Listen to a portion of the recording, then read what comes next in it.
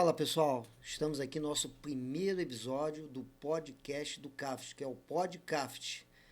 E eu estou aqui com a nossa nutricionista do CAFT, que é a Tamara Borges. Eu sou a Tamara Borges, nutricionista, a voz da saúde desse podcast. E a gente hoje convidou o Arthur, que é ortopedista, um grande parceiro do CAFT. Está trazendo aí muitas inovações, muitos assuntos interessantes. Tem uma experiência com mulheres, com esporte, com coluna. E aí a gente queria saber, Arthur, conta um pouquinho da sua trajetória, qual foi a sua formação, sua especialização, onde você se encontrou aí nesse caminho. Antes de mais nada, uma boa tarde a todos.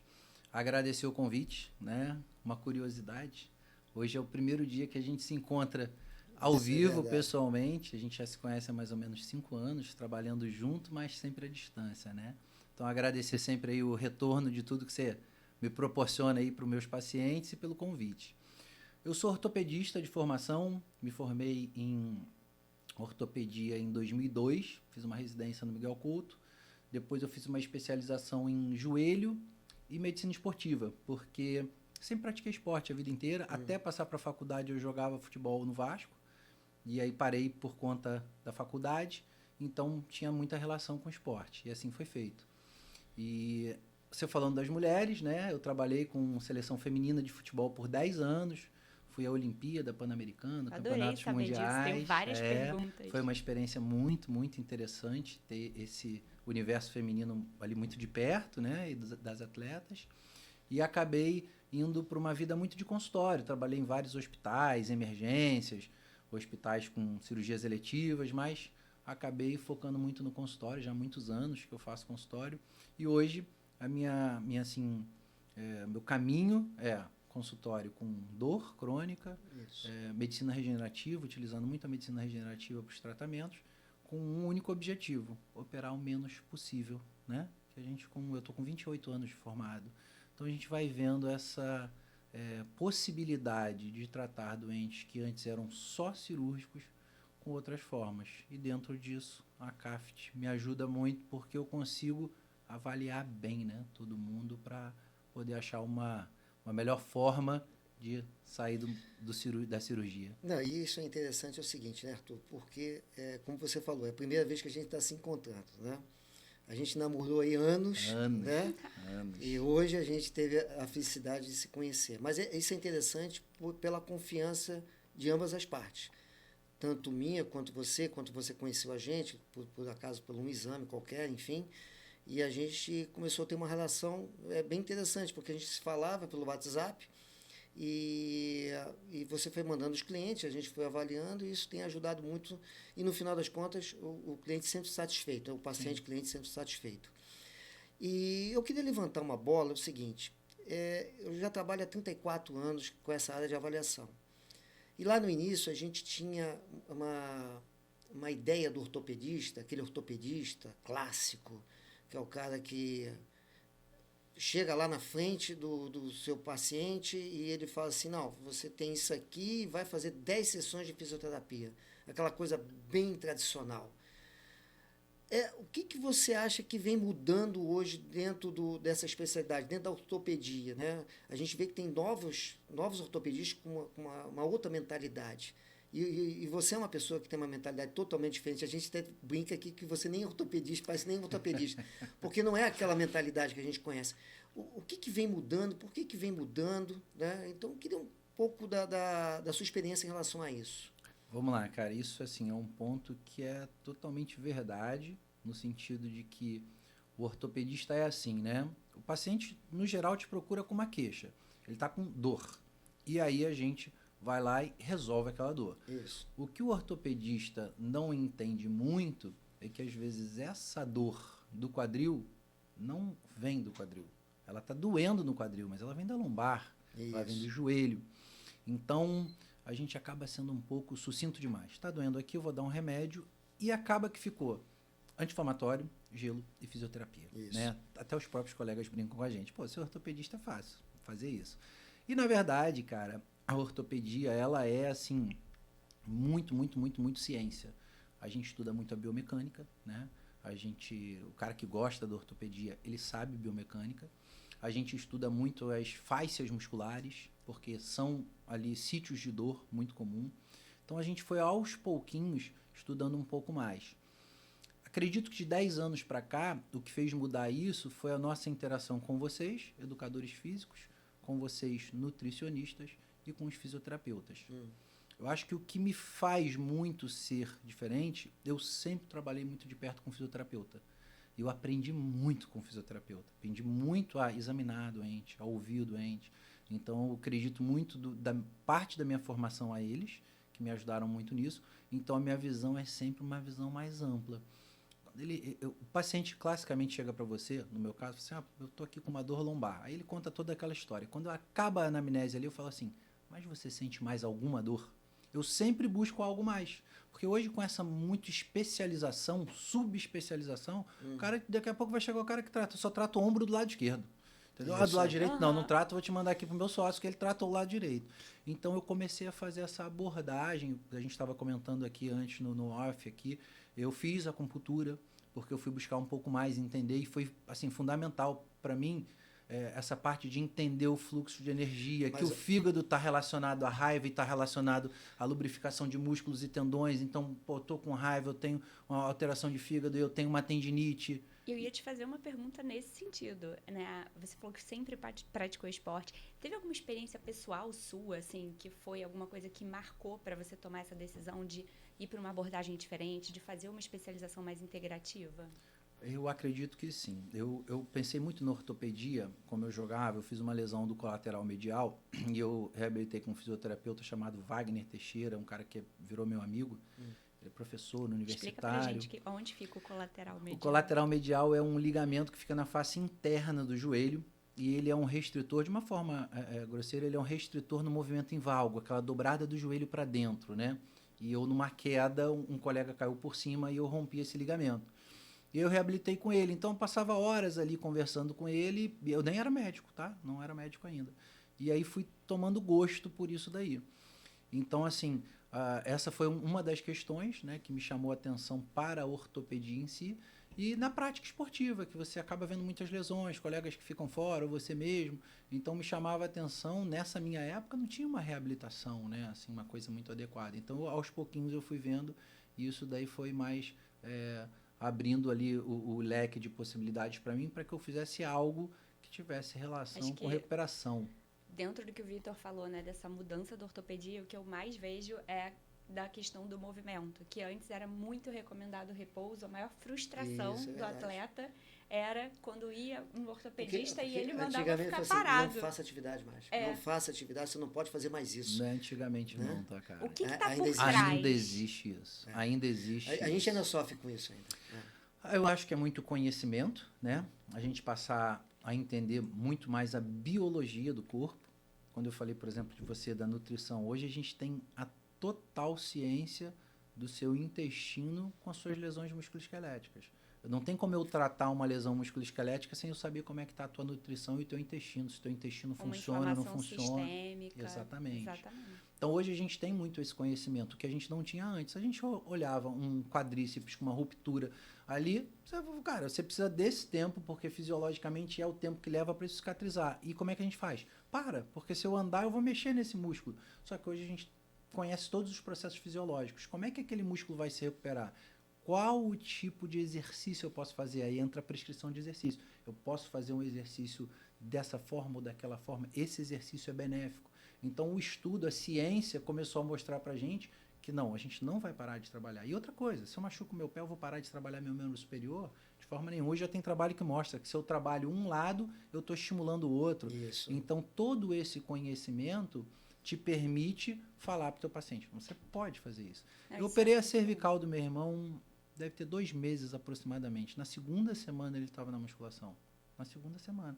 Operou a coluna e estava na musculação? Estava. Ele queria voltar na primeira semana. Eu falei, deixa a ferida secar um pouco. Então, assim, a gente vai estimular, lógico, com controle, né? Mas você acha que hoje, quando você está no meio dos seus pares, nos congressos, você já tem essa mentalidade, as pessoas já têm essa mentalidade, os ortopedistas têm essa mentalidade de hoje fazer um trabalho... não aquele trabalho tradicional, mas uma coisa hoje mais holística, né? Que você pegue outras áreas. Porque o médico sempre foi o central, né? Sim. O médico era sempre o central. E hoje a gente sabe que isso mudou um pouco, né? Totalmente. Então, você tem cada um no seu galho, né? Cada um fazendo o seu trabalho, mas dentro de um conceito.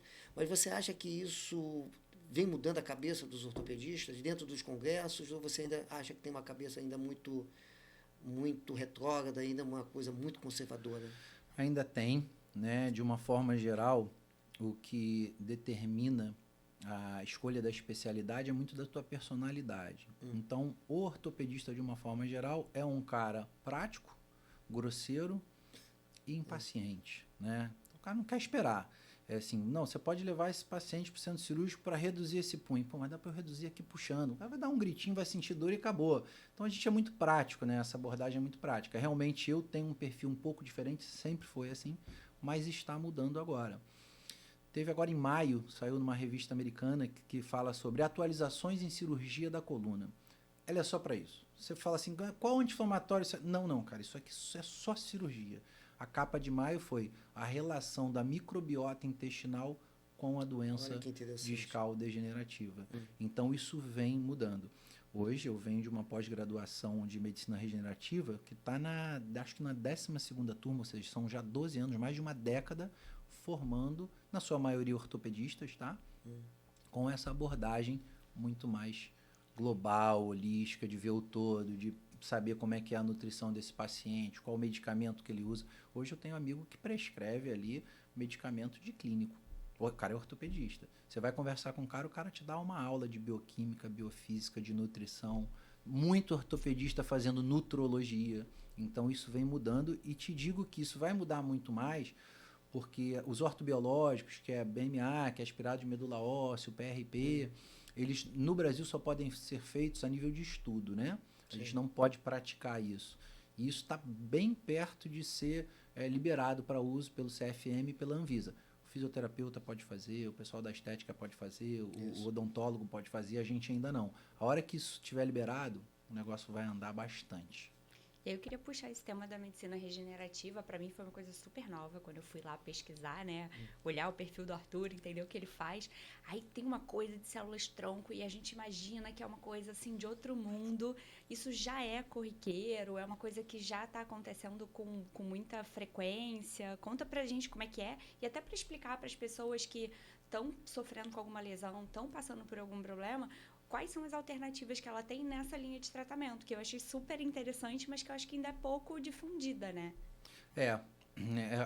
Tá começando a entrar mais em voga agora pra gente aqui, mas ela já lá fora é bem difundida. Eu vou a um congresso agora semana que vem, que ele fala só disso, né? É um congresso que trata de dor e medicina regenerativa.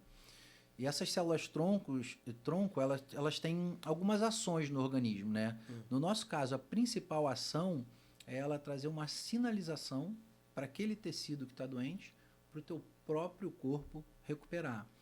É importante, eu sempre falo isso para o meu paciente, eu não vou pegar um menisco que está lesionado, degenerado, um joelho com artrose e ele vai voltar a ficar bom. Eu vou melhorar o ambiente, eu vou fazer uma sinalização, muitas vezes a nível neurológico, para que a gente gere a recuperação daquela região. Já tem trabalhos, por exemplo, para lesões de manguito rotador, que até um brasileiro, o Renato Bevilacqua, que fez, com recuperação, inclusive a nível de imagem, ressonância e ultrassom mostrando, tem uma ruptura, não tem mais essa ruptura. E para joelho também. Hoje já tem tratamento de lesão total de ligamento cruzado anterior. E vamos combinar. Que Célula-tronco. são as áreas que a gente mais tem dor, né? Sim, não, com certeza. Sim. O joelho e o ombro estão ali no top 5. Por que eu estou indo, né, para esse congresso?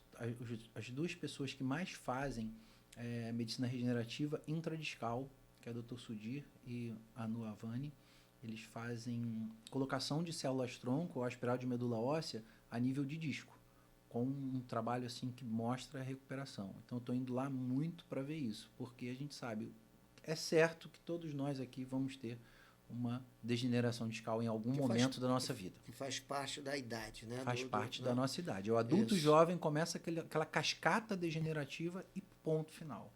Alguns vão ter dor, outros não. Mas todos vão ter. Então, eles estudam muito isso. Eu estou indo lá para isso, para entender um pouco de como eles fazem e qual é o resultado, para que a gente possa está começando a fazer isso aqui. E na nutrição a gente tem uma abordagem muito preventiva, né? Quando a gente fala em doenças crônicas, quando a gente fala em obesidade, quando a gente fala em câncer, o trabalho da nutrição ele é muito preventivo. A gente dá suporte a tratamentos, né, de doenças, mas como que a ortopedia pode ajudar na prevenção?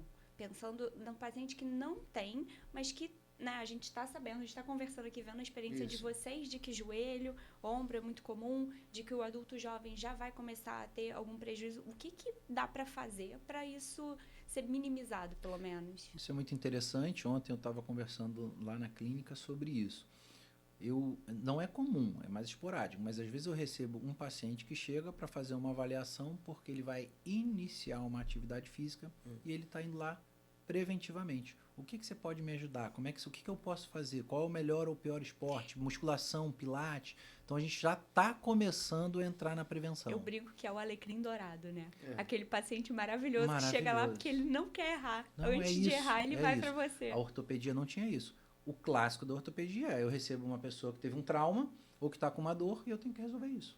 E antes a gente abordava assim: dói aqui, vamos resolver assim, porque a literatura é assim. Hoje não. A gente busca muito a parte nutricional, a gente busca entender se essa pessoa fuma, não fuma, como é que é o consumo de álcool, açúcar, como é que é a rotina alimentar, como é que é o sono dessa pessoa para a parte regenerativa. Então a gente utiliza muito dessas ferramentas hoje para que a gente possa prevenir. Mas o que a gente usa assim classicamente para prevenir? É a abordagem do educador físico, porque a gente sabe que é o exercício bem prescrito para você, que é diferente do meu, que é diferente do Vitor. Cada persona tem a sua característica específica para receber uma prescrição de exercício. Então, o exercício... Né? Individualização. O que a gente fala aqui é que o exercício cura. Cura, total. O exercício cura. Então, aquela história do cara ficar lá sentado, sem fazer nada, com o pé para cima, porque não pode, na maioria das vezes é um entendimento totalmente errado, né? Então, a gente sabe que o exercício cura, né, na dosagem correta, trabalhando conjunto com o fisioterapeuta e médico, é a forma mais correta. Mas eu queria te fazer uma pergunta em relação à questão da sua especialidade, que é a parte lombar. A gente escuta muito aqui o seguinte: olha, você está sentindo dor, você vai fazer o primeiro estágio de fisioterapia, não melhorou? Vamos pensar em uma cirurgia. E a gente vê que muitas das vezes a cirurgia não resolve o problema das dores lombares. Como que você vê essa estratégia de muitos ortopedistas que no segundo momento não curou com a fisioterapia, vamos direto para a cirurgia? Como que você pensa sobre isso, a questão da cirurgia? A primeira coisa, né, a gente pensando em hérnia de disco, que é o mais comum de ser operado no mundo inteiro para a região da coluna vertebral, a gente tem duas indicações precisas. Paciente com compressão e déficit neurológico, esse paciente é cirúrgico. Foi o caso do meu irmão. Sim. Eu até tirei a dor dele, mas ele não tinha força, então a gente operou. E o paciente que tem dor intratável, e aí entra o que você está falando. Quando a gente não sabe o caminho que a gente quer seguir, qualquer caminho vale. Então, se eu estou lá, eu chego com uma dor, eu sou um adulto jovem, eu possivelmente vou ter um disco gasto, eu vou ter um abaulamento, uma hérnia, e eu tenho uma dor lombar, que a fisioterapia e o remédio não resolvem. Então eu vou lá e vou tirar aquele disco fora. Só que o que eu entendo particularmente? Que muitas vezes essa dor não está vindo dali. A referência da dor é lombar. Isso, na verdade, não sou nem eu que falo, né? 85% das lombalgias são inespecíficas. A gente não sabe de onde ela está vindo. E mais, 80% são autolimitadas. Com o médico, sem o médico, fisioterapeuta, sem o fisioterapeuta, apesar do... vai resolver. Por quê? Porque o corpo tem essa capacidade resolutiva. Então, acho que a principal coisa é você tentar diagnosticar a origem da dor. Para você poder, sim, falar, cara, é o disco que está doendo e a gente vai operar o disco. Pra você ter uma ideia, a gente tem um teste que a gente faz, que é uma discografia. Então, você coloca uma agulha dentro do disco, injeta um contraste, você olha, vê que está lá, o paciente acordado, para você reproduzir a dor do doente. Aí você fala para ele, é essa dor que você sente? Ele fala, é essa dor. Bom, então é esse disco que está doendo, eu vou operar. Ainda assim, o percentual de erro é enorme. Ou seja, você estimula o doente a sentir uma dor que ele considera que é a dele, mas quando você vai lá e opera o disco, ela não resolve. E aí entra muito o quê? A cirurgia da coluna não funciona. Na verdade, a cirurgia da coluna ou mal feita, mal executada, ou principalmente mal indicada, não funciona, porque você está operando no lugar errado. Acontece chegar paciente no seu consultório, doutor, eu já operei a coluna, mas eu sinto a mesma dor, ou pior, enfim. Muito isso acontece, comum, né? E hoje o que está em voga são os neuroestimuladores, porque chega um momento que você não tem mais o que fazer. Eu estou com uma paciente agora que assim, ela operou, se eu não estou enganado, 6 vezes a coluna. Ela tem parafuso da 5ª vértebra torácica à 5ª vértebra lombar. Eu olho, tá maravilhoso. Eu falo para ela, não tem o que mexer. Essa cirurgia tá linda. E ela tá cada dia pior. Só piora, piora. Aí hoje você tem um neuroestimulador. Você bota um eletrodo lá dentro da coluna para ele neuromodular essa mensagem de aferência e eferência da dor. Ou seja, eu falar para o cérebro que não está doendo. Porque em algum momento essa paciente teve uma má indicação, num segundo momento outra má indicação, no terceiro, ou seja, ela operou a coluna 6 vezes já. Meu Deus. Então isso é bem comum, tá? É a falha do tratamento cirúrgico que normalmente está relacionada a uma má indicação. Nem é a má execução, que de uma forma geral, tecnicamente os cirurgiões são bons, é uma má indicação. Entendi. E aí dá pra ver que vocês têm um entrosamento enorme, que eu acho que a filosofia do CAFT e a sua tem tudo a ver. E aí a gente ficou com uma curiosidade. Como é que você conheceu o CAFT? Como é que você começou a indicar os pacientes pra cá? O que te atraiu? Qual foi o diferencial que chamou a atenção e brilhou os olhos, assim, Arthur? Você tinha me feito uma pergunta, né? Em que momento que eu entendi essa coisa da medicina holística, né? Então eu observava coisas que não faziam muito sentido na medicina tradicional. E aí, em 2008, se não estou enganado, eu fiz uma ruptura do ligamento cruzado, jogando futebol, e eu fiquei bem, mas precisava operar. Então, continuei trabalhando, já era médico, né? E aí eu operei. Aí eu fiz uma preparação com o Márcio Puglia, que é um grande amigo, fisioterapeuta do Flamengo. O Márcio é um amigão de mais de 20 anos. Então, fiz toda a minha reabilitação com ele, e aí eu estava simplesmente no meu auge da forma física.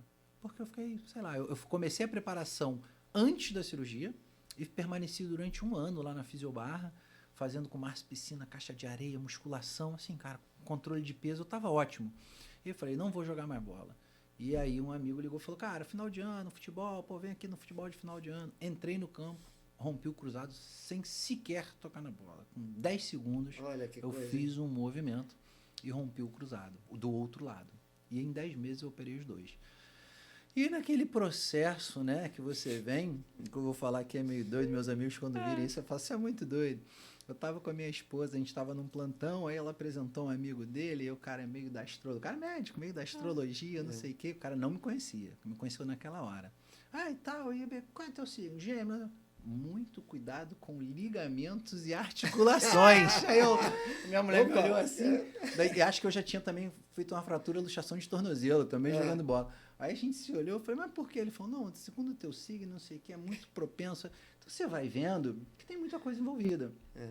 E na verdade, depois eu fui estudar um pouco das 5 leis biológicas, que é a medicina germânica, que fala muito das tuas emoções e das tuas doenças. E aí eu estava num momento de muita tensão no trabalho, eu estava com muita rigidez. Então fica mais propenso às lesões. Então isso é uma das coisas. E aí eu sentia muita dor. E aí eu fui buscar, eu falei, cara, ninguém descobria minha dor. Só mandava eu trabalhar o glúteo.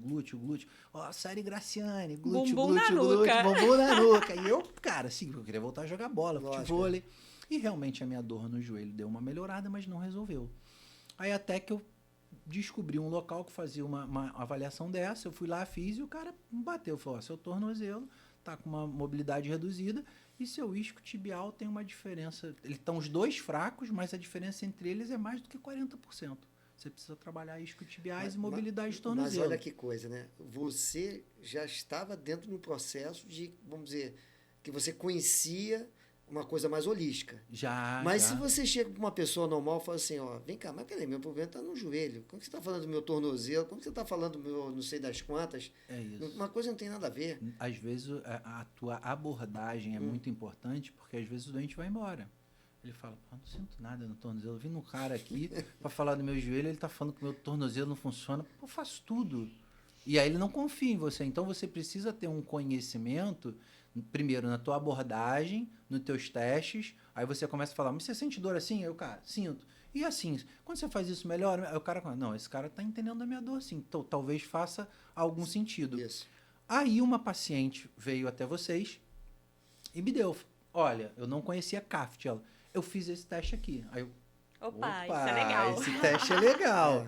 Aí comecei a ver o teste, aí peguei o contato e falei, vou começar a fazer, solicitar para meus doentes. Porque com o teu teste, isso me dá a comprovação do que eu estou falando para ele, faz sentido. Porque o que acontece, Vitor? Às vezes o paciente vem e fala assim, não, eu tenho personal 5 vezes por semana. Você vai examinar o paciente, você vê o doente hipotônico, com áreas de hiperativação. Então, assim, não é que o profissional está fazendo mal, mas aquele trabalho não está funcionando para ele. Né? Aí você me dá a autoridade para chegar para o teu colega e falar, cara, vamos mudar um pouco essa abordagem? Tá vendo tudo isso que a gente tem aqui? A gente precisa mudar isso. Ai. Se você faz isso no macro, né, que é assim, não, eu examino ali e vejo a força, eu mandei agora um para vocês, que é isso. Ele falou, não, meu físio fez todos esses testes aí, ele botou a mão, pressionou, eu falei, cara, mas ele lá vai fazer, ele tem um dinamômetro. Ele vai te botar lá, ele vai te falar quanto de força tá aqui. Não é eu acho que tá mais forte e eu acho que tá mais fraco. Você cria robustez de argumentação. Eu vou te falar uma coisa engraçada. Eu fui vítima, né, Vitor? Quando eu cheguei aqui, aconteceu a mesma coisa. Né? E a gente brinca que a pessoa paga para escutar 2 horas de desgraça, né? Mas tinha que ter uma terapia. Mas isso é interessante, porque é o seguinte, eu sempre falo lá, a gente não faz um terror biomecânico, eu já passei dessa fase há muito tempo, na verdade a gente nunca fez isso.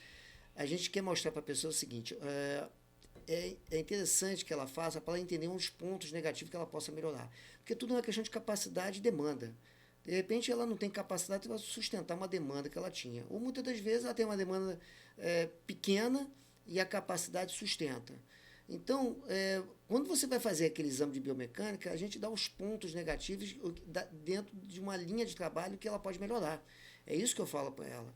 Então, vou dar um exemplo, você até foi interessante você falar isso da questão de força, porque hoje eu acabei de fazer num cara que foi atleta de handebol, 1,90 m e tanto, 100 e tantos quilos, eu falei, cara, eu vou sofrer nesse teste de força hoje. Né? Vou sofrer. O Bernardo, que trabalha lá com a gente, falou assim, olha, o cara é forte. Ok. No primeiro teste que eu fui fazer com ele, eu falei, não é possível. Não é possível, o Divan deve estar aterrado. Eu fui fazendo os testes dele e todos os indicadores fracos, de força, um cara de 1,90 m. Aí eu falei, você está vendo? Porque o seu joelho muitas vezes dói, o seu nível de força é baixo. Eu falei, mas é baixo, mas eu malho pesado. Na verdade, é o meu caso, eu cheguei aqui achando que eu ia arrasar. Não, mas o nível de força seu é baixo. Você trabalha com grande equipamento e tudo, mas o seu nível de força é baixo. Então, isso que acontece. E aí, o interessante é porque, às vezes, esse cara também tem uma potência, mas ele não tem uma resistência, e atualmente a atividade que ele faz tem a demanda de força mais de endurance. Então, assim, ele vai entrar em fadiga, e aí ele vai sobrecarregar a articulação. Não tem jeito, não tem como a gente separar essas coisas. Então, quando eu faço lá, a minha consulta, eu te diria que 60% dela é a anamnese. Qualquer articulação que eu tiver que examinar num paciente, eu não vou levar mais do que 10 minutos. Faço todos os testes de joelho, cotovelo, punho, eu vou examinar esse dente todo, eu examino ele todo, em 10 minutos eu faço o exame todo. Mas o mais importante para mim é entender quem é essa pessoa e qual a queixa dela. Mas entender essa queixa junto disso, da nutrição, não, eu como uma vez por dia, mas como é que, cara, eu gosto de chocolate, eu como chocolate, eu fico bem, como é que deu sono? Não, eu durmo 3 horas por dia, eu acordo novo, ótimo. Beleza, mas eu preciso de mais tempo, né? Eu preciso dormir mais para que os processos fisiológicos, biológicos aconteçam e eu recupere meu tendão, eu recupere a minha fratura.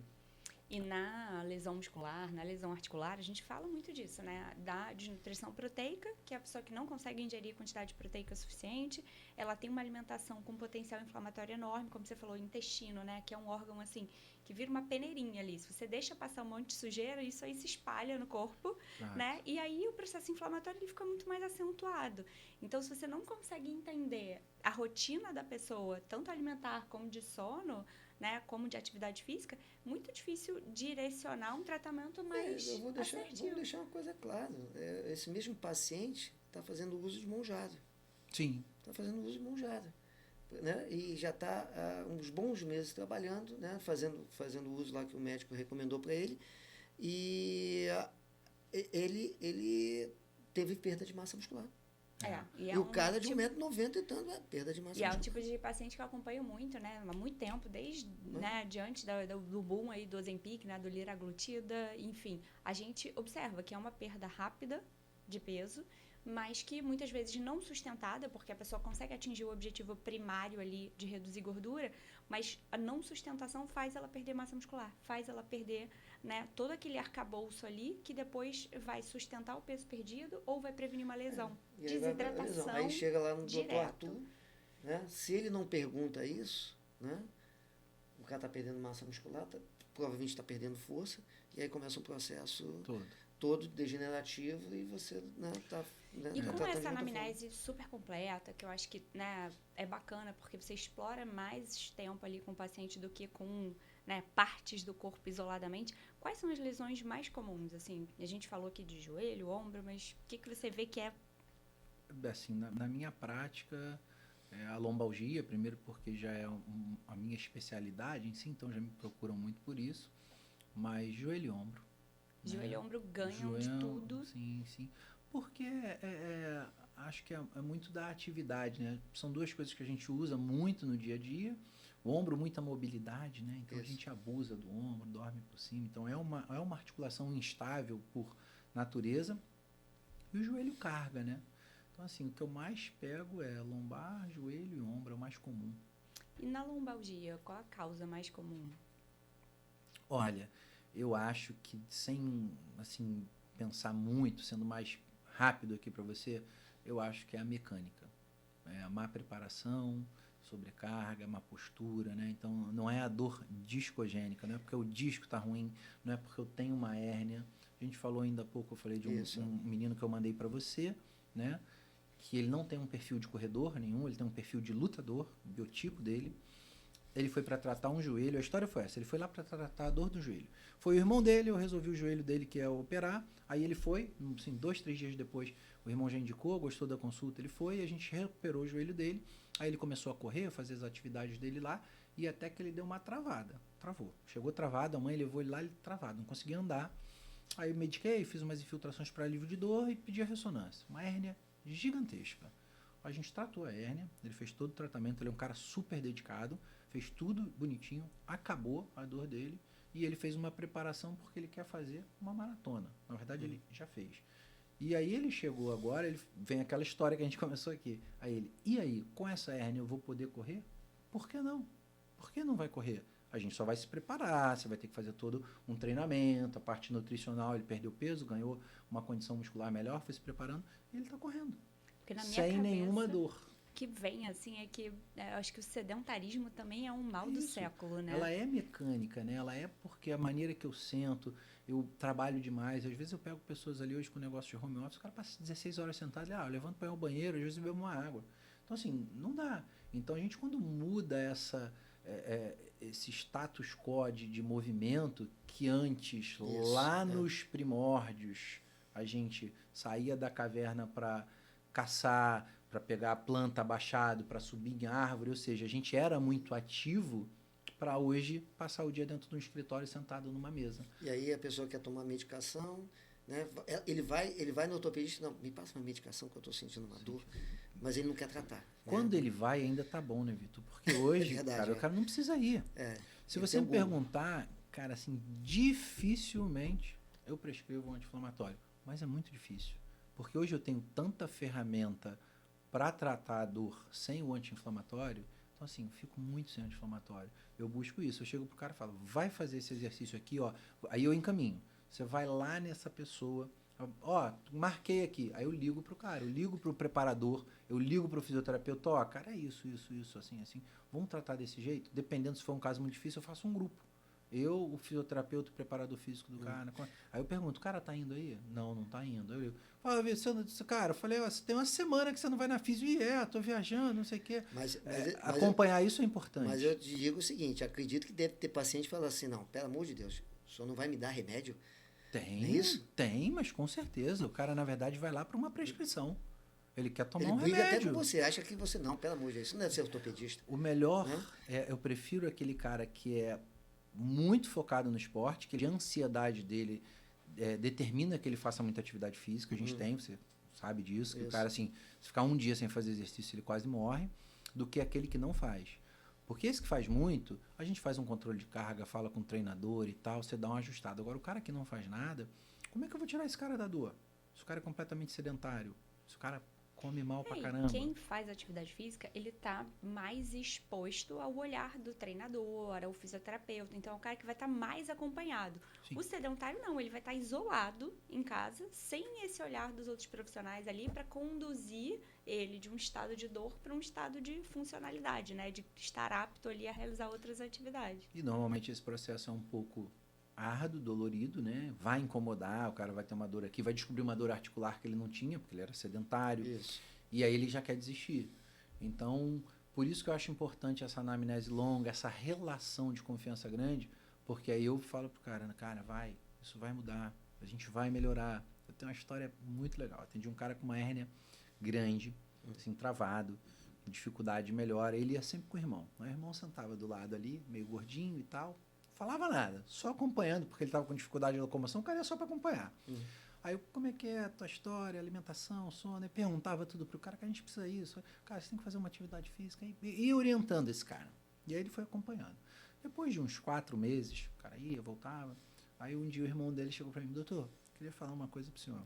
Toda vez que eu venho aqui, eu escuto o senhor falar da alimentação, do sono, do exercício físico. Eu tinha uma dor no joelho e eu comecei a fazer isso tudo.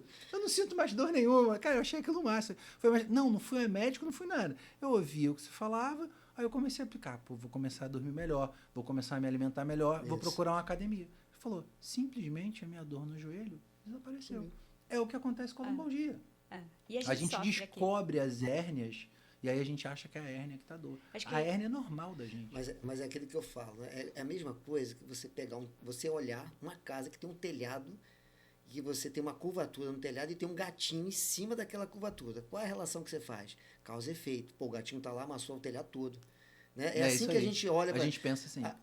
Aí eu queria até te perguntar, qual a importância hoje de um exame de imagem? A gente muitos anos atrás, a gente sabia que o exame de imagem era o 100%. Era o diagnóstico. Era o diagnóstico. Está ali, tem dor. Como que você tem essa relação hoje com o exame de imagem? Né? É muito difícil para a gente, né? Tudo que vem de pesquisa da área médica vem normalmente de fora do país. E tudo é muito relacionado ao quê? A custo, né?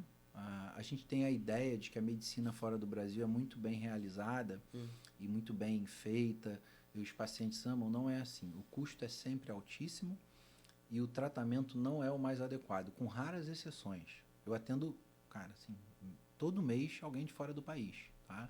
Insatisfeito, está nos Estados Unidos, está na Austrália, onde for. Então a gente tem essa relação de custo que determina muito o que tem que ser feito.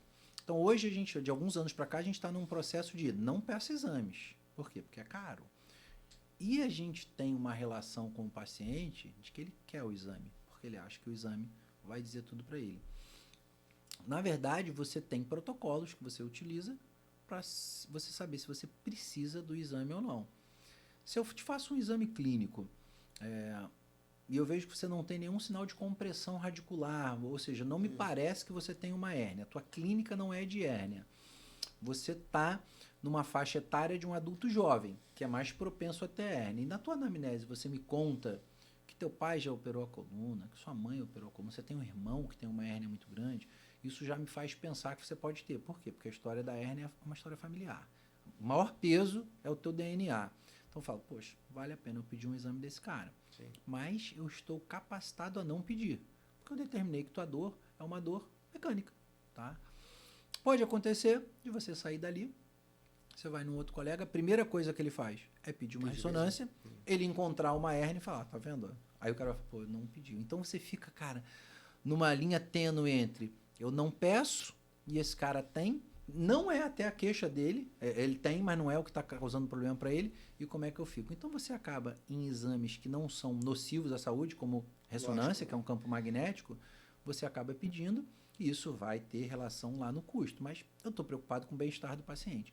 E tem paciente, cara, que ele fala, pô, doutor, por favor, me pede essa ressonância. Ontem eu tive um paciente, ele falou, cara, lá atrás uma amiga minha, ela teve muita dor na coluna e descobriu que era um câncer. Pô, Pô, eu tinha dor na coluna, a primeira coisa que eu fui no médico, pedi pra ele me pedir uma ressonância. Aí eu descobri que eu tinha uma hérnia, entendeu? Mas o medo dele era, eu tenho a mesma dor que ela, será que eu também tenho câncer? Então o que eu quero te dizer? Que o exame, muito raramente, vai pegar um caso desse. Isso é raro. Eu tenho um exemplo clássico. Me indicaram uma paciente para operar a coluna. Chegou lá com o exame da coluna lombar, claudicação, caso clássico para fazer uma descompressão. Ao examinar a paciente, eu vi que ela tinha um sinal de irritação medular. Eu falei, opa, preciso pedir exame para ver medula. Eu tinha visto lá, a lombar, ela não tem medula, ela tem só as raízes nervosas. Ela tinha um tumor a nível torácico. Ela descomprimiu o tumor torácico, acabou, nunca mais teve nada. Aquela coluna dela toda cheia de coisa, não era nada. Mais um caso, tio da minha cunhada, me ligou e falou assim, cara, eu tô subindo a arquibancada aqui do clube, tô subindo de gatinho, não consigo mais andar, minha coluna lombar doendo muito, minha alopatia cervical. Descomprimiu a cervical, acabou o problema. Então, o exame clínico é muito mais importante. Tá? Você vai usar esses exames complementares de acordo com a tua capacidade de entender que é necessário. Mas algumas vezes o paciente quer, e aí vem aquele laudo que você bota no Google, meu Deus do céu. Cara, que na verdade é o teu exame normal, é que nem a gente fica de cabelo branco, a gente passa a enxergar. Faz parte do processo de envelhecimento. Entendeu? Eu tenho uma menina de 7 anos, que foi encaminhada para mim, 7 anos de idade, foi encaminhada com uma escoliose. Ao examinar a menina, a gente faz exame neurológico, eu vi um sinal de irritação de raiz. Chamou a atenção. Uma menininha que não falava muito, foi mais, às vezes dói. Pediu uma ressonância. Era uma hérnia de disco volumosa. A gente tratou a dor, acabou a escoliose. A escoliose era uma escoliose antálgica. Então, assim, é importante o exame clínico. E aí, nessa hora, eu falei, opa, tem alguma coisa. Aí, só que você pensa assim, uma criança de 7 anos com hérnia, não vou pedir ressonância dela, não. Ao contrário. Mas a clínica foi muito marcante de que ela tinha uma irritação. Até pensei que pudesse ser outra causa, um tumor, algo assim. Mas não, era uma hérnia. A clínica é soberana em qualquer área. Por isso que, tanto na área da nutrição, fisioterapia profissional, eu me preocupo muito com a anamnese. Isso, para mim, é muito importante, porque a tomada de decisão vem por aí.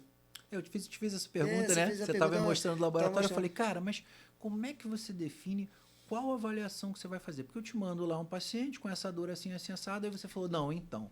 Aí eu pego aqui, vou avaliar, vou ver. Você me contou o caso do menino que você ia fazer um tipo de avaliação, você fez outro tipo. A tomada de decisão para a gente é importante em cima da anamnese. Eu falo, a tomada de decisão, a experiência e essa cultura de você investigar, porque as pessoas não têm muito tempo para isso. Por isso que eu falo, hoje, se eu tiver que perder tempo, entre aspas, 20, 30 minutos numa anamnese, eu perco. Não tem problema nenhum. Por quê? Porque é ali que eu vou fazer a minha tomada de decisão, como tanto ela quanto você, sim, a tomada de decisão está ali. E muitas das vezes a gente fica engessado nos testes. As pessoas acham que o protocolo de teste tem que ser aquele para todo mundo. Não é. Tanto como você, que você muitas vezes tem que tirar um teste do baú para poder fazer o exame, é a mesma coisa que a gente faz aqui. A gente, tirar um teste diferenciado para tentar comprovar aquilo que você... entendeu ali na anamnese. Então, isso é importante. E eu queria te perguntar, Arthur, uma outra coisa importante que as pessoas, quando a gente está falando de lombar, muitas das vezes o problema está lá no quadril, que é a grande maioria, porque para mim o quadril é o ponto central do corpo, é onde manda de forma ascendente e descendente. E a gente trabalha muito com cadeia muscular, tudo está interligado. Então, na maioria das vezes que você pega uma pessoa que tem dor lombar, você presta atenção na questão do quadril? A relação do quadril com o lombar é forte para você, como médico? Total. É diferente no homem e na mulher. Quando você marca uma consulta comigo, a minha secretária já te manda uma mensagem pedindo que você vá com roupa de ginástica. Porque, para mim, é fundamental. Se for mulher, top, short de preferência... Se não puder não ser calça, é melhor, porque eu tenho que ver, olhar, né? E o homem de sunga, preferencialmente. Sempre, 100% dos casos de lombalgia, eu vou examinar torácica, às vezes uma rigidez torácica é causa de lombalgia, e quadril. E é rotineiro, eu falei que te encaminhei agora um ciclista, com uma lombalgia, uma restrição de mobilidade no quadril muito grande para a rotação. Esse cara, no dia a dia, vai ter sobrecarga de lombar. Eu tenho alguns casos, lógico, não é muita coisa, mas alguns casos em que foram encaminhados para mim com dor lombar. Eu vou sempre buscar o paciente na recepção, faço questão. Eu quero ver como ele está sentado, como ele se levanta e como ele anda. Meu exame clínico começa na recepção. E aí eu lembro bem desse, que ele é avô de um conhecido meu. E ele ligou pro meu irmão e falou, cara, tem que ir lá com o teu irmão. Querem operar minha coluna, eu não aguento mais, ninguém resolve minha coluna. Entrou, aí veio o Jorjão, veio lá, ele levantou, veio andando, eu falei, isso aí é quadril, essa mancada aí não é da coluna. Ele veio, contou toda a história, cheio de exame complementar de coluna, um senhor devia estar com uns 70 e tantos, quase 80 anos, o Jorge. E aí eu falei, cara, deita aqui, vou examinar. Fui examinar quadril, eu falei, cara, isso é quadril. Você vai fazer um raio-x de quadril para mim. Uma artrose já avançada para prótese. Ele era coronel aposentado da aeronáutica. Aí eu liguei pro cirurgião de quadril do hospital, que eu tinha trabalhado lá. Falei com a Luísa, falei, cara, preciso que você veja aí um coronel aposentado aí que tem que botar uma prótese. Ele voltou só para falar assim, sabe aquela minha dor lombar? Sumiu. Acabou. E agora, um paciente de 58 anos, mesma história, dor lombar já era meu paciente antigo, e aí me procurou. Já tinha talvez uns 4, 5 anos que ele não ia à consulta. Falou, cara, tô com muita dor, não tô conseguindo resolver, vou em você. Porque às vezes acontece isso. Você vai naquele médico, que ele não é ruim não, mas ele não tem tempo. Ele não te escuta, ele não faz um monte de pergunta. Você dá uma queixa, ele trata a queixa. Ele falou, não tô resolvendo, preciso aí. Aí ele foi, quando eu começo a fazer os testes, eu boto fazer agachamento unipodálico, enfim, faço todos os testes ali. Aí ele, na hora de agachar, uma restrição muito grande no quadril direito. Vamos examinar, eu falei, cara, isso daqui é quadril, faz um raio-x. Aos 58 ele já tinha uma artrose muito avançada, mesma coisa. Tem um ano isso, ele me mandou uma mensagem agora, mês passado, que ele voltou, fez a primeira prova de 5 quilômetros dele. Então é muito importante a avaliação do quadril. Eu costumo até falar, hoje menos, mas alguns anos atrás, né? Que quando me perguntavam, quem que você acha que opera melhor e vê melhor a coluna? O neurocirurgião ou o ortopedista? Que sempre tem isso, né? Na verdade, os dois são especialistas em coluna. Eu falei, eu gosto mais do ortopedista, porque o ortopedista sabe examinar quadril. Porque muito das minhas lombalgias são problema de quadril. E aí você falou que atende homens, mulheres, falou da sua experiência na FAB, mas eu fiquei super interessada na sua experiência com o time de mulheres, porque pelo olhar, né, que eu tenho, minha especialização na nutrição é endocrinologia, a gente vê que essa variação hormonal ela impacta em vários sistemas. Na ortopedia você observava muita diferença, assim, do público feminino para o masculino? Muita coisa, né? Acho que para tudo. Fazendo esse gancho do futebol feminino, uma das coisas que todo mundo fala, né? O futebol feminino, pô, é chato de ver, né? Pô, ninguém tem paciência para ver. Essa diferença hormonal te traz uma questão muito grande que é o quê? Força, potência, velocidade, explosão, né? Que o homem tem muito mais que a mulher. Testosterona, massa muscular. Isso. Estrogênio, progesterona, tudo isso muda. Ciclo menstrual. Vocês aqui estão muito bem, aqui vocês estão para baixo. Diminui força, diminui coordenação, potência, né? Você fica mais suscetível à lesão. A gente tem muito mais lesão de ligamento cruzado anterior na mulher do que no homem. Então, o futebol feminino ele deveria ser praticado num campo de menores dimensões, uma trave menor. Não dá para você pegar uma menina de 1,65m, 1,70m para agarrar num gol de 2,44m por 7,40 e tanto, 7,50. Não dá, ela não vai chegar nessa bola. Diminuir peso de bola, tempo de jogo, o futebol ia ficar muito mais legal. E a outra coisa é isso. Quando eu entrei lá, a gente não tinha nutri, não tinha psicóloga. Tá? Eu levei as meninas, a sua grande maioria, a primeira vez numa ginecologista obstetra. Eu nem levei. O que eu fiz? Uma amiga de turma, eu conversei com ela, Lucilene, e aí ela foi para a Granja Comari, examinou todo mundo, depois ela levou todo mundo, o pai dela tinha um hospital, levou todo mundo para fazer preventivo. E aí quando chegou a psicóloga, ela fez um quadro, que ficava lá na CBF, não sei como é hoje, mas a gente no segundo andar era nos quartos, né? Então sai todo mundo, é um quarto do lado do outro, sai todo mundo e desce pro café, pro treino, pro que seja. Ela fez um quadro, nessa época aí de 2002, 2003, não tinha muita tecnologia, com o nome de todas as atletas, uma bolinha verde, amarela e vermelha. Todo dia que elas acordavam, ela marcava onde estava. E o que a gente viu?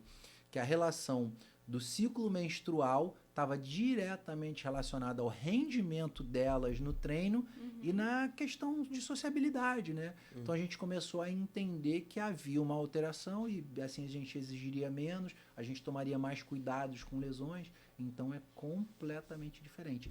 Inclusive para as lesões de quadril. A mulher é muito mais suscetível às bursites trocantéricas, às tendinites de glúteo, por conta da bacia e da questão do estrogênio. Então, ela tem mais frouxidão ligamentar, ela tem uma bacia que é mais larga, obviamente, por conta do feto, né, para receber ali o embrião, o feto e fazer o parto normal, que seria o mais natural. Então, essas questões alteram a biomecânica, alteram os eixos e geram mais lesão, mais sobrecarga. Então, tudo isso é pensado. E hoje, a mulher faz muito uso de testosterona, né? É muito comum isso, mudando esse perfil biológico dela, que é o natural. Aí a gente passa a ter algumas outras lesões que são mais comuns nos homens, por causa da testosterona, que é o quê? Muita explosão, que é romper tendões, músculos, né? São lesões de mais energia no homem. A mulher vai ter mais isso, mais uma tendinite, mais lombalgia, mais dor no quadril, mais comum. É muito bom saber que dentro da ortopedia também tem esse olhar, porque a gente vem discutindo muito isso, né? A periodização de treino,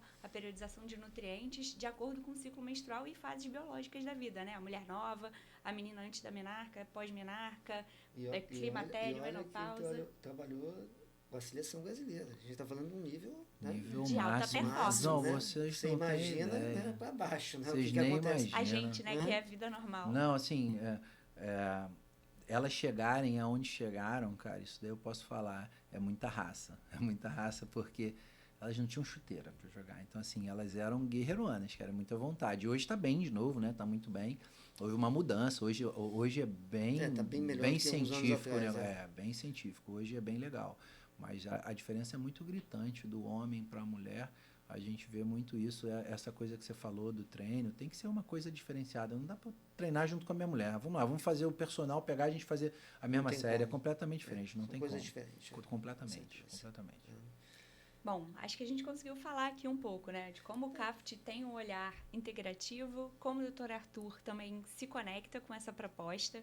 A gente falou de medicina regenerativa, que envolve células-tronco para tentar recuperar a função. Acho que, se eu conseguir entender bem, é um pouco isso, né, de usar as células-tronco para reconectar ali movimentos. A gente falou muito da anamnese, o quanto é importante. Eu acho que todos nós aqui dentro das nossas áreas, a gente valoriza muito a escuta do paciente. E, por último, acho que a gente começou a trazer para exemplos reais, né? Situações que você teve de clínica, de consultório. Vitor trouxe exemplos também que ele vê muito na prática dele. E ficou muito claro, assim, de que o que une a gente é esse cuidado, né, de olhar global, de olhar 360, que é a proposta do CAFT. Uma equipe interdisciplinar, isso que eu acho que é o mais importante. Arthur, assim, a gente, para finalizar, se deixasse, a gente ia ficar aqui um tempão para falar, né? Porque tem bastante coisa para a gente falar, tem bastante assunto, tem os clientes, assim, são bem ecléticos, né? Tem as coisas Mas eu queria que você deixasse uma palavra final. Antes de tudo, assim, agradecer muito você, porque você é um ortopedista diferenciado, tá? Não é porque eu estou na sua frente, mas você é uma pessoa humana, você é uma pessoa que todos os pacientes que chegam aqui para mim falam, cara, o doutor Arthur é um baita de um médico, é uma pessoa que conversa, que participa, assim, só não responde o WhatsApp porque a vida dele precisa de mais de 24 horas. É difícil falar com ele. Que o pessoal fala, mas ele não me responde. Não se preocupa não, que também não me responde, demora um dia depois. Mas se você tivesse que deixar uma mensagem, deixo você aí com o microfone aberto, né, daquilo que você hoje pensa na ortopedia, pensa como médico, né, o que você pode deixar de mensagem hoje? Vamos lá. Algumas coisas. Hoje eu tô com uma secretária que fica do meu lado o tempo inteiro, manda o WhatsApp para ela, porque quando acaba ali a hora do almoço, acabei o último doente, ela vem aqui, ó, pendências, ela me cobra. Eu tô melhor nisso daí. Porque sempre uma mulher por trás. Tem, né? Sempre, para organizar a nossa vida. Então, realmente é difícil. Eu lembro quando eu entrei para a faculdade, eu passei pro vestibular. Primeiro, quando eu falei que ia fazer medicina, meu pai falou, você tá doido? Meu pai é comerciante, né? Minha mãe, meu filho, muita responsabilidade. E aí depois meu pai, cara, meu filho vai ser médico, cara, que legal. Foi conversar comigo, ele falou, cara, só te peço uma coisa, não se torne um médico frio. Não fica aquele cara que vê exame. Cara, continua sendo a pessoa que você é. Porque eu sempre fui assim. Então ele falou, continua sendo assim que vai dar certo. Eu acho que o acolhimento, cara, é o principal. Porque a pessoa está te procurando com uma dor que ela não consegue resolver. E não é dor física muitas vezes, tá? Às vezes essa dor vem de outra área. Às vezes é uma dor emocional que se transforma numa dor física. E ela não sabe como resolver. Então, muitas vezes só a conversa no consultório já traz uma tranquilidade para o paciente e ele já sai dali melhor. Eu escuto às vezes isso. Já estou saindo daqui melhor. Isso começa a passar confiança. Então, eu acho que a relação médico-paciente, para ela dar certo, tem que existir essa confiança. Isso só o tempo traz. E às vezes é esse tempo de uma consulta, de você conversar e mostrar. Eu acho que a gente, cara, precisa dar um passo para trás nesse momento em que tudo é IA, né? Tudo, às vezes as pessoas falam para mim, mas você acha que você vai perder? Eu falei, não vou perder nada. Nada vai mudar o valor desta relação interpessoal. Nada disso. De repente os diagnósticos vão ficar até melhores, né? Com essa utilização. Mas então eu acho que essa coisa humana é o principal. E a abordagem multidisciplinar. Eu sempre trabalhei assim. Então, assim, eu nunca me pensei numa escala onde, assim, como você falou, era um médico, depois assim, assim, anterior, não, né? eu acho que isso está muito igual. E eu falo muito, o médico, ele tem muito a capacidade de diagnosticar e, às vezes, eu venho para o fim da linha, que é operar. Que isso aqui eu faço bem. Esse caminho aqui são vocês. É o cara que vai corrigir a nutrição, que vai corrigir a parte de movimento dele, que vai resolver uma dor com quem? Com o fisioterapeuta, com a nutricionista, com o preparador físico. Então, na verdade, cara, os principais estão no meio, né? Nem no início, nem no fim. Então, eu vou ali ajudando, muitas vezes fala, cara, não está melhorando, deixa eu medicar, deixa eu fazer uma infiltração, deixa eu utilizar uma abordagem regenerativa que ajuda bastante, deixa eu ajudar de alguma forma. Mas o meio, a gente fica muito de fora. Então, acho que essa equalização de poderes, por assim dizer, essa troca, para mim faz toda a diferença. No momento que entenderem que a gente tem que trabalhar nessa multidisciplinaridade aí, todo mundo ajudando, todo mundo vai ganhar. Primeiro que vai ficar menos pesado para mim, eu não vou ter todas as responsabilidades. O cara vai falar assim, pô, eu saí lá do Vitor com dor, eu tenho que falar com ele, que eu fiz algum exercício, ele pode até se queixar comigo, falar, cara, acho que eu fui lá no Vitor, eu acho que eu fiz alguma coisa errada, antes era tudo em cima da gente. Então hoje a gente consegue entregar muito mais. Você não quer ser Deus. Longe disso, né? Hoje a gente divide essa responsabilidade e o resultado, quem ganha com isso? É o paciente, cara. Ele sai muito melhor, é muito mais rápido a recuperação. E hoje a gente pensa o quê, cara? Eu tô com 52. Meu pai, aos 52, era um senhor, né? Hoje, tem semanas que eu atendo, assim, 10 pacientes acima de 75 anos. Paciente com 90 anos, 85, 83, 82. Então, assim, as pessoas estão vivendo muito. E aí, sim, não adianta você viver muito mal. Isso. E a gente sabe hoje que, puxando para a sua brasa aí a sardinha, o que traz longevidade com qualidade, melhora de cognição, autonomia? Músculo. E quem que traz músculo? É o educador físico, é o cara que tem capacidade de prescrever. Sim. A gente dá o suplemento ali, o substrato, ó, faz isso que isso vai ficar bom para você. Você vai trabalhar esse substrato. Vem cá, deixa eu usar esse combustível aí. E eu só fico aqui, doeu o joelho, vem cá, vamos dar uma ajustadinha aqui. É isso, não, faz assim. Às vezes eu faço uma consulta que é só bate-papo. Não, vai lá, tá tudo bem, volta lá, faz isso. Então eu acho que é isso, cara, é a união dessas forças e entender que cada um tem o seu valor na sua área. E falando em substrato, a gente queria te dar um presente, um apoiador nosso da da Pulse. Legal. Espero que você goste. Tem vários itens aí de várias marcas que fazem parte da empresa. E atleta sempre atleta, né? Sempre atleta. Não tem atleta sempre, aposentado, não, né? Não tem de jeito nenhum. Sempre pode se Tem beneficiar. 2 filhas. Cola, joga pro alto na piscina, eu vai brinco pra pai, que quem pedala. tem crianças, né? A vida é um cardio. É isso aí, nunca para. Verdade. Mas queria agradecer você que está aqui com a gente, queria agradecer toda a audiência que acompanhou a gente até o final. Isso. Segue o nosso canal no YouTube, acessa também no Instagram, a gente vai estar compartilhando muito mais conteúdo. Isso, @podcaft, tá ok? Desculpa, @caft. @Caft Podcast. Caft Podcast, desculpa, né? Aí isso aí a gente corta depois. A gente corta, tá bom? @Caft Podcast, Ok?